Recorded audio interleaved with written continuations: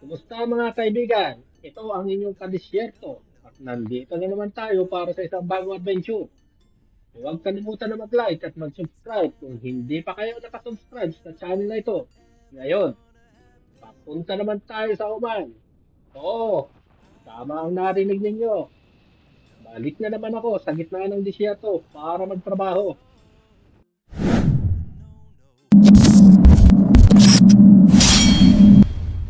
Ngayon, nasa airport na tayo at ready nang lumipad. Minsan, mahirap iwanan ng mahal sa buhay. Pero alam ko na ang trabaho ko sa desierto ay may malaking halaga. At syempre, maraming content na ibabahagi sa inyo.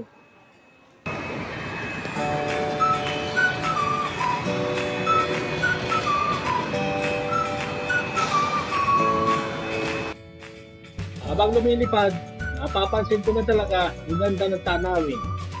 Tumatagal din ng ilang oras ang biyahe papuntang Uman.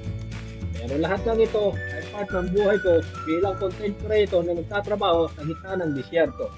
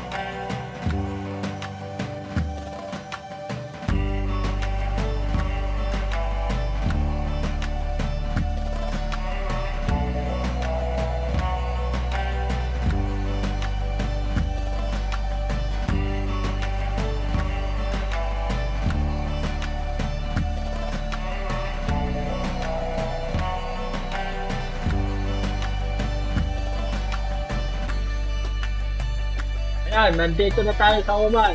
Hindi pwedeng mawala ang lamig ng disyerto. Ito, pagkababa ko ng aeroplano, ramdam ko na agad ang lamig. Hindi ito katulad ng init na klima na iniwan ko sa Pilipinas.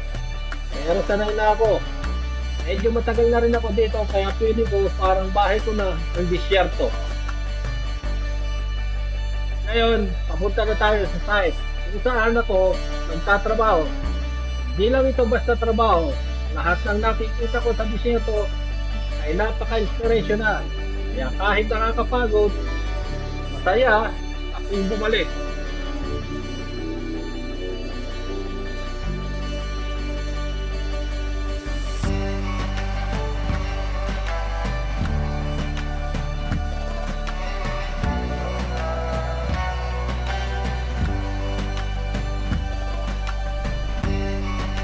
At ayan, balik po na tayo ulit.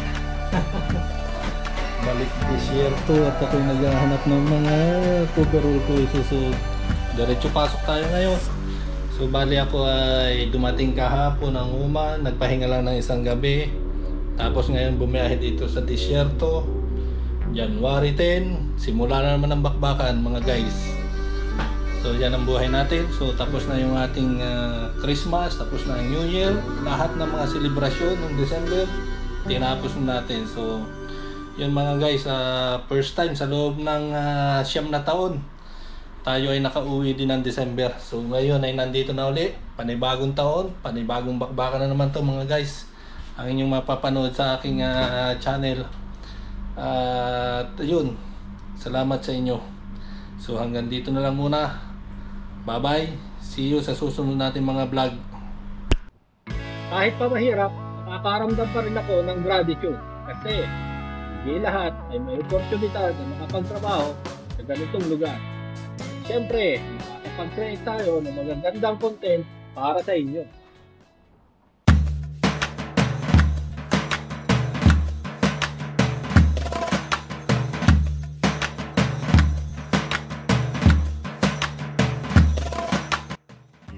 Okay, back to work na tayo mga guys. Tuloy lang ang mga task. Mas marami pa tayong kailangan tapusin bago magtakip silim. Dito, walang time na pwedeng sayangin. Kahit tinitiyak ko na lahat ng proyekto ay maabot ang deadline.